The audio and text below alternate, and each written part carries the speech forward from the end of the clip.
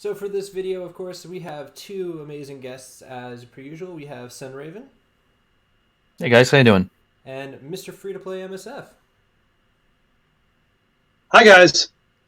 And again, so the topic is what is the most important mode in the game to build for?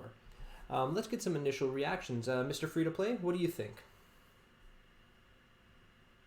Um, for me, on a free-to-play aspect, I think the most important event to plan for and to try to complete as high as you possibly can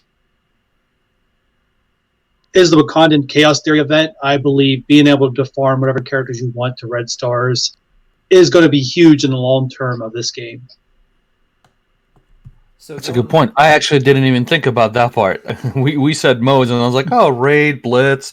Yeah, okay. I didn't even think about the Red Star event. Yeah, it caught me off guard too.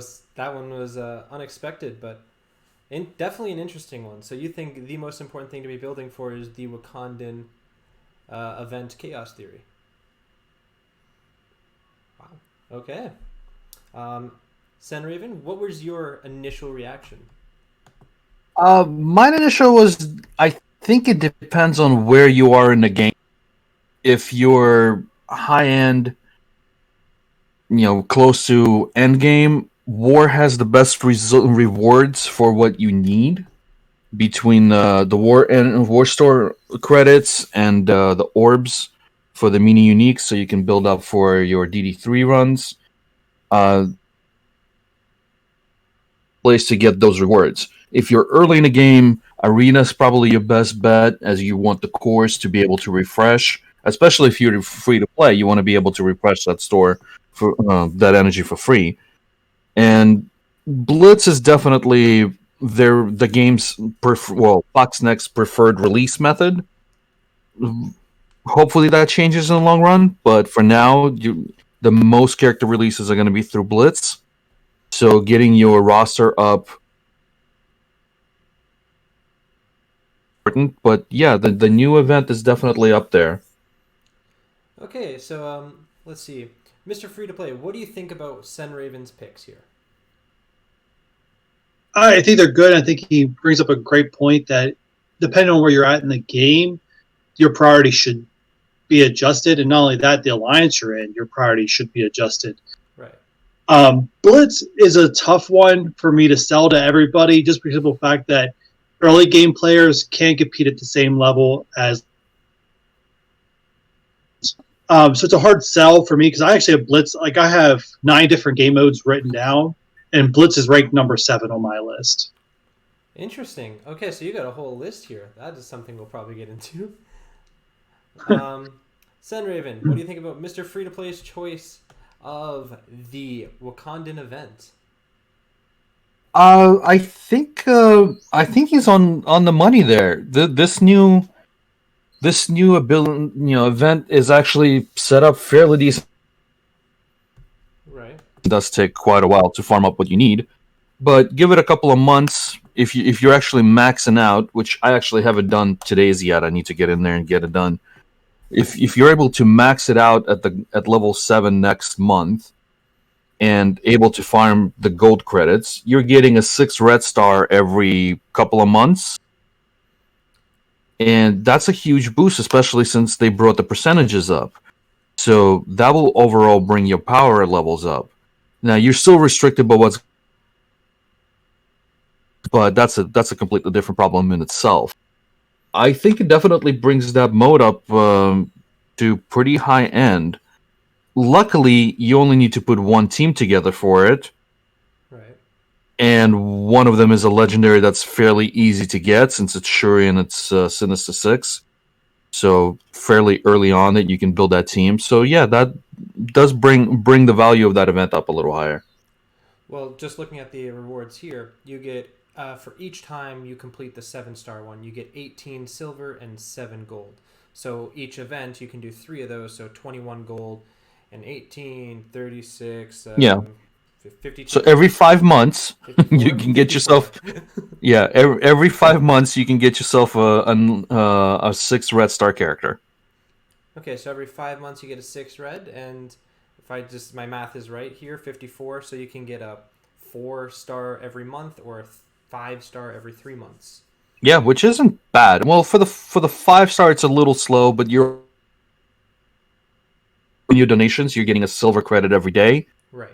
So you're basically getting 84 a month.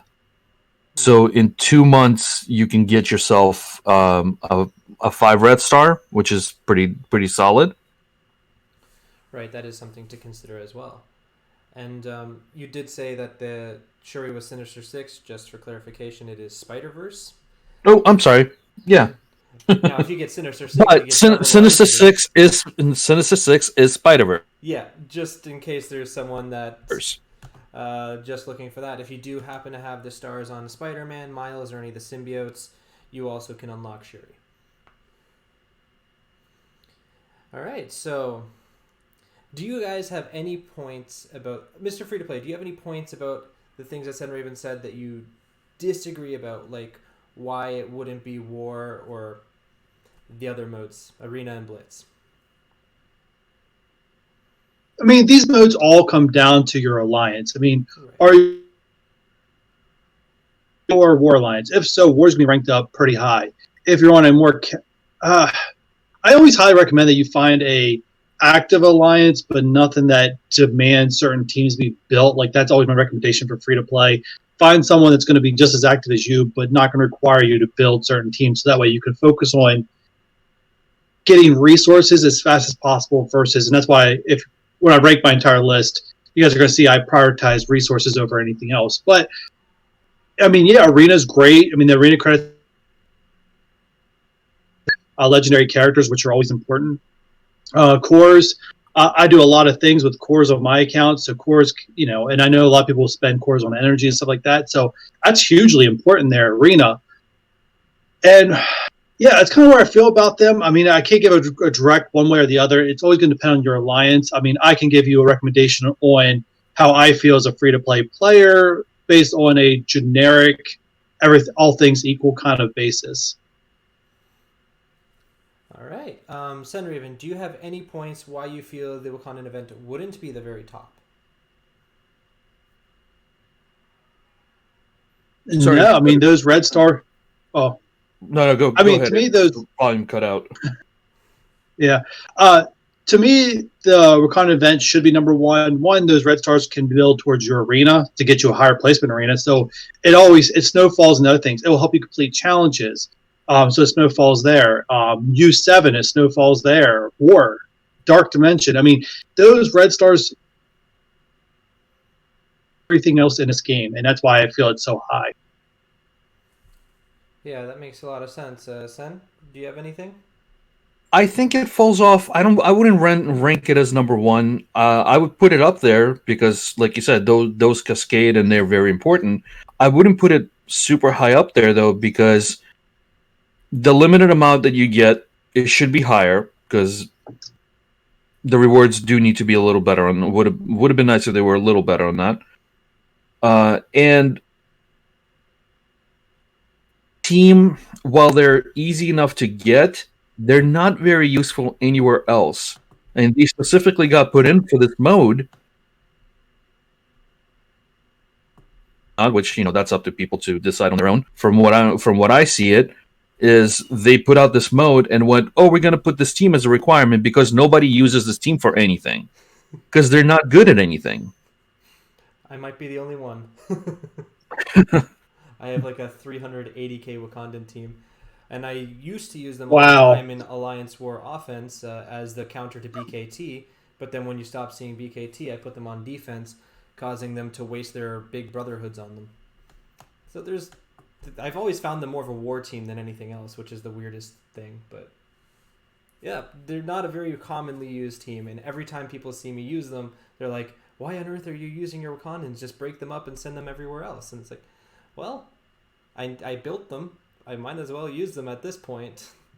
Sure, and you have exactly the use that they would be for. You would get. On the other hand, if you put Killmonger right now with Taskmaster, Black Panther with Hero Brawlers, Shuri with Symbiotes or with Marauders, you got 3 teams that benefit from those characters instead of them being together in one.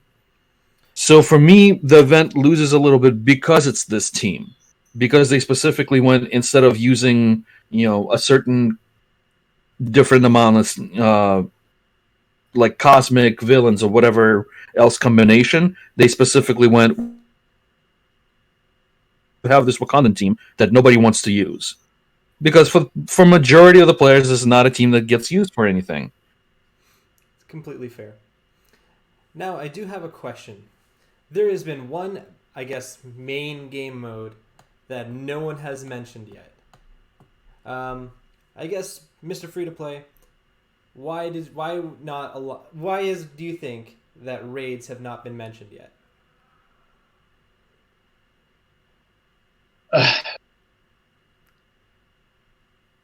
Ask. I mean, raids is ranked number 4 on my list. I think it comes down to your alliance, how much they want to push. I mean, to me, I think you can accidentally fall into a raid team. U7 is a little bit of a different story, but I think to start, you can accidentally fall into one that can do well. But I don't know. That's kind of where I stand with it. It's very difficult to answer. Okay, Senraven, thoughts on you? You mentioned War, Blitz, and Arena. Those are 3 of the 4, I guess, most normal game modes in the game, and left out raids. Why was raids kind of the left out one for you? I think mostly I just left it out as it's kind of a default. You have to be able to work on them because that's where you're getting majority of your T3, T4 materials. So if you want to build up your teams, you have to go for that mode anyway. So ranking it among productive to me because you need to be able to push them anyway to get what you want done. Now, without war, without those war credits, you're limiting yourself going to the store and not being able to open the chest for war credits. So you're limiting yourself on the mini uniques and some of the other uniques, but you can still do it without war. It's just that one comes off as a higher bang for your buck. You're gonna do it anyway, and this is the main mode for the game. So I didn't bother just kind of giving it a ranking. So just summing it up, you both kind of said, well, if you build for the other things, you're gonna get your raids handled well enough. You kind of have to, because if you're building for Arena, you're not making a single team. You're not gonna take Inhumans as your only team. You're getting a mix. Your meta teams are the combination of Black Bolt and Phoenix and whatever else. If you're doing big teams, and you need 8 solid teams for defense. So between those two, you're gonna have your raid team available. Otherwise, you're not gonna be performing well in the other one. Makes sense, and it's a good reason. I know a lot of people, especially say, it's usually what I hear when I'm making videos or I'm streaming and people are talking, and the chat will always say it's either Arena or Raids. Build for either Arena or Raids, and then eventually you'll build out your roster for Blitz and War. But if you start focusing on Blitz and, well, War, that's pretty fair. Because if you're building for War, you're kind of building for Blitz, because that's both kind of require a wide roster. So if you're building for those, you're kind of going to get to the raids anyways. Is that kind of what you're going to say? And Arena. Yeah. They definitely mix well together from all the different modes. You can focus on one or the other, and you can go with a wide roster that gives you a lot of teams that are low level, and you'll still do decently Blitz. You just won't be 6 Blitz. You'll still get decent points. Of course, you want to get up to the highest points to make it faster and easier, but you can still do that. But those teams won't perform well in the higher end raids. They also won't perform that great in Arena. So if you only have one solid team that you're using for raid, you're limiting yourself for other stuff. If you're working for the other modes, raid kind of falls in line, and you have the teams available for that. All right. Well, Mr. Free to Play, you made a list. Paul, you're cutting out. Sorry, I'll just repeat that. So you made a list and actually ranked them all in order? Yes. Can we hear that list? Sure, here it goes. So, like I said, I kind of put in the mindset of a free-to-play mid to kind of like in the mid-game. Anyway, so I ranked the Wakanda event number 1, which you already revealed. 2 to me is challenges. Biggest thing to a free-to-play player, and getting those resources is a huge advantage. You want to try to get those maxed out as soon as possible, so I ranked that number 2. 3 was going after legendary events.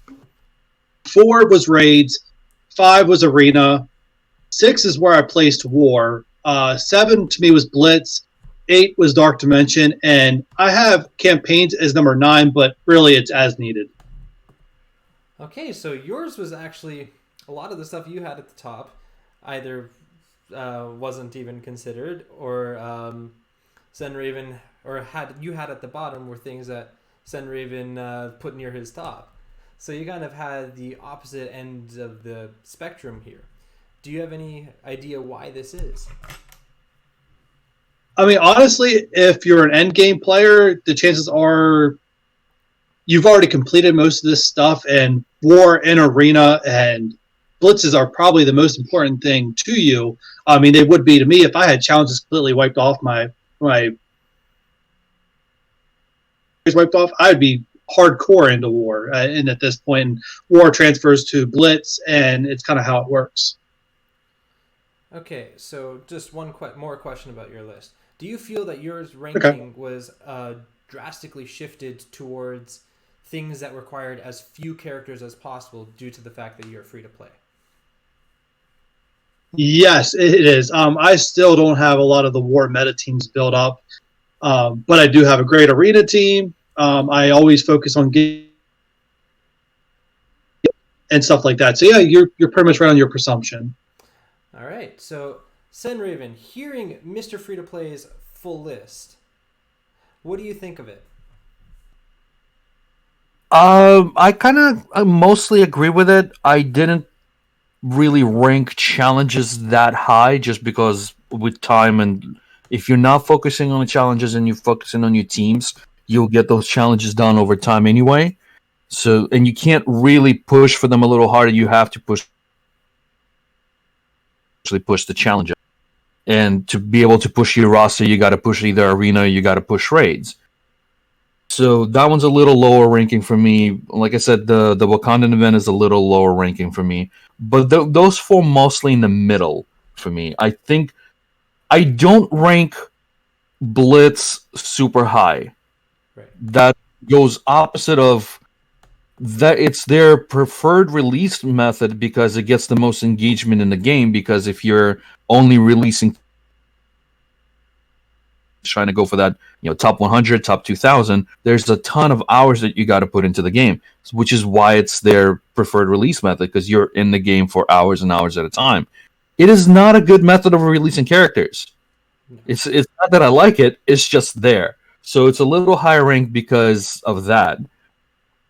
But yeah, I would probably put those more in the middle, with the raid and arena a little higher ranked. So on a little more to have a coherent thought on it, but it's a fairly solid list. Interesting. Now, here's one thing that I would say about Blitz. I know that if I have a busy day and I have to do a lot less in any one game mode for a day, Blitz is the one I'm cutting out. That's fair. That thing takes forever. Same. So I would, just on that alone, I personally wouldn't rank Blitz the highest, because the most you're missing out on is if you can get at least all the milestones done, you're just missing out on a ranked tier. So for instance, in this Blitz, if let's say you're going for top 2,000 and you come up short because you decided to not go as much and you get top 2%, and that's one of the sharpest cutoffs in the entire game, you're still only losing 30 shards of a singular character. So I personally agree with not having Blitz very high. other than the fact that they do release so many new characters It, out of it. it all comes down to the time investment. If you have the time to do it, and you're willing to sit down and do the rotations, then you're getting the rewards for it. Now the rewards need to be better. Their tiers need to be better. Their top 100 versus top 2,000 is bullshit. It really just needs to be percentage based. There needs to be more milestones. There's no reason to cut it off at 14 milestones. Let it go to 25, 30 milestones. If people want to keep blitzing, let them keep blitzing and getting more rewards. Yeah. It's just there. So you have to do the best with what you have while trying to get them to improve it. So my rotation takes about 35 to 40 minutes. If I sit down and just do a straight rotation without, pulling myself away from it, it's about 35 minutes to do a full rotation. And I can easily hit top 2,000, but I'm at almost 7 million for my account. So I can hit that 2,000 without too much problem. It will take me. I'm willing to put that time in.